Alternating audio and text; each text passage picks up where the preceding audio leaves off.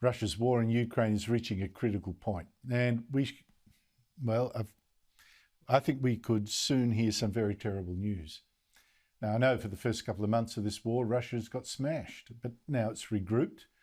It's got a new overall leader. It's concentrated its forces, now focusing on capturing just Ukraine's east and most of its coast, expanding from the territory it already captured. That's with the stripes through it in this map, like the Crimea right down the bottom. Now, the orange parts are what it's now captured in the past few days, but the critical battles for Mariupol, you see that sort of bottom right, a city on the coast northeast of the Crimea. Mariupol is the key city to Russia being able to link up its captured areas.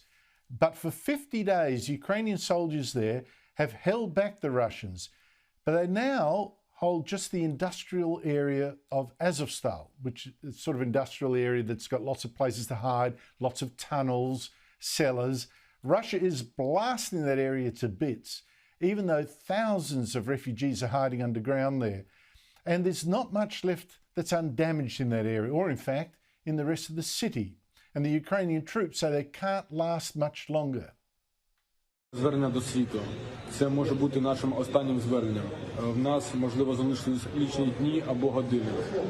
Угрупування противника десятки разів перебільшує нас. Вони мають панування у повітрі, в артилерії, в угрупуваннях, які діють на суходолі, технікою та танками. Ми ведемо оборону на одному об'єкті, на заводі, де знаходяться військові Маріупольського гарнізону та цивільні особи, які потрапили в пастку війни. Ми звертаємось до світових лідерів допомогти нам.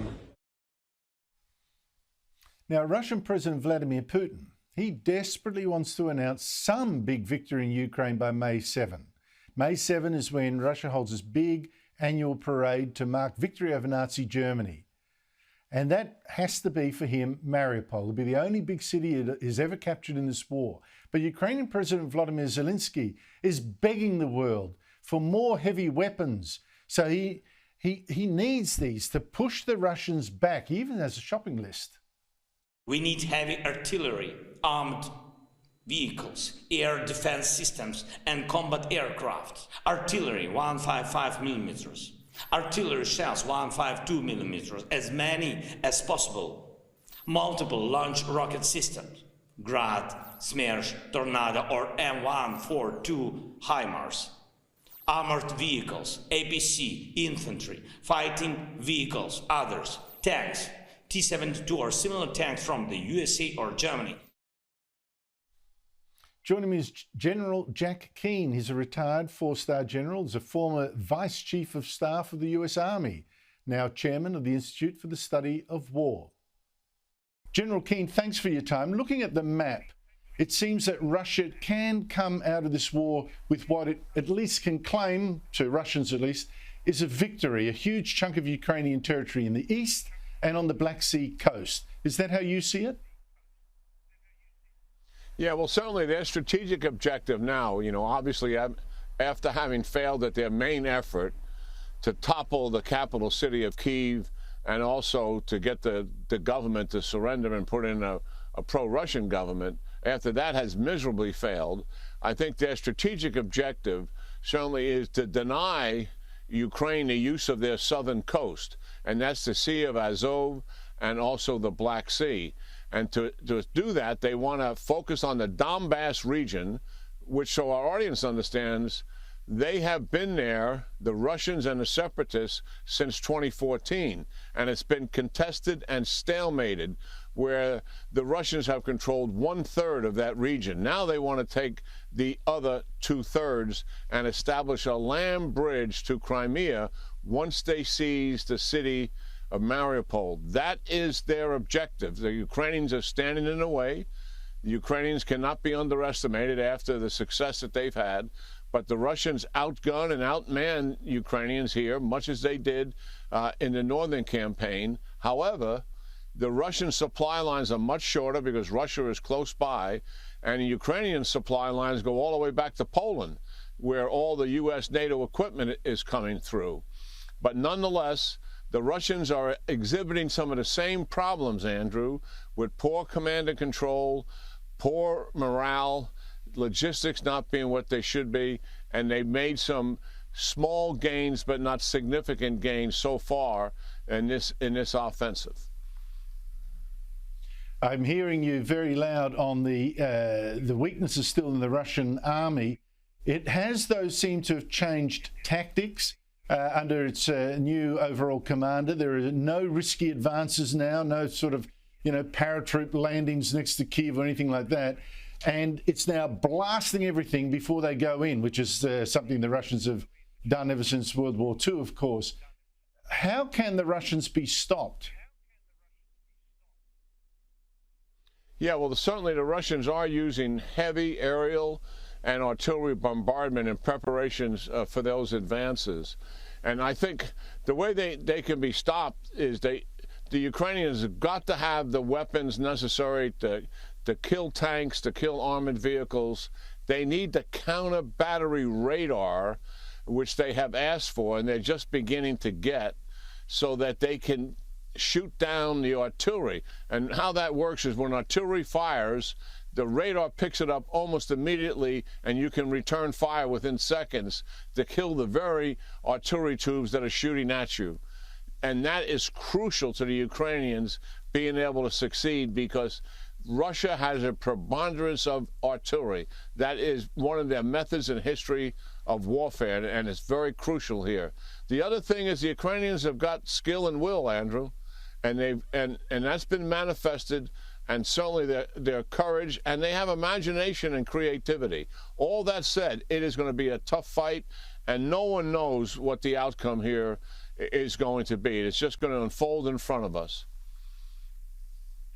You're quite right in saying, they've appealed for all that. I've showed the shopping list of what Zelensky wants. He made an appeal to Germany, he name-checked Germany. This shocks me. Look, I don't know whether you've got an insight into this, General, but Germany is the giant economy of Europe. Are you amazed that this country, unlike a number of others, has refused to send Ukraine heavy weapons? It says, well, we don't have enough for ourselves. Do you buy their excuses? Well, it's a terrible excuse, particularly in the face of what Zelensky is facing in his military and his very desperate appeals, and also building on the success that he's achieved and the opportunity that's in front of him to actually deny the Russia this territory and to push them out. Look, Schulz, the Chancellor of Germany, did a good thing. He doubled his defense budget, and that was a good thing. And he's passed some equipment to the Ukrainians, but not to give them the tanks that they want and the long-range artillery that they want, and just shut that down makes no sense. Look, Germany has been very passive all through the Cold War, and coming out after the collapse of the Soviet Union, certainly they have let their military deteriorate. They have a very weak military, and it's going to take some time to get it back. The fact that they want to get that back is a very good thing, but I also appreciate you pointing a finger at what is taking place here, and it's pretty unsatisfactory, and they're not coming forward to help the Ukrainians here. I find it absolutely astonishing that the Greens there, the Greens party, part of that coalition, they want to help Ukraine, whereas the main party, the government, they do not. I just find that unbelievable. That just says something. I wonder what the Russians have got on Germany or its leadership. By the way, can we end on this? We're almost like fighting to the last Ukrainian, I've got to say. They're bearing the brunt of this war, which I think has got significance for all Europe, if not the Western world. How important do you think it is that Russia is not just stopped, but defeated in Ukraine?